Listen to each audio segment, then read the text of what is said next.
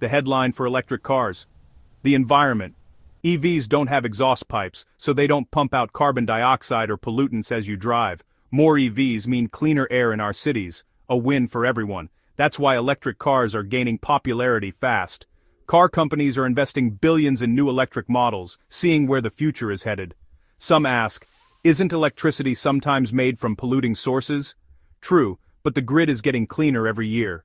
As more power comes from renewables, EVs get greener without you lifting a finger. The environmental benefit is real. Instead of millions of tiny polluters, you have cars with zero local emissions. This shift can dramatically improve air quality, especially in dense cities.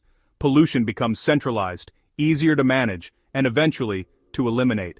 That's why EVs are no longer niche. They're a major force in the automotive world. Cleaner cars, cleaner air, and a cleaner future. That's the promise of electric.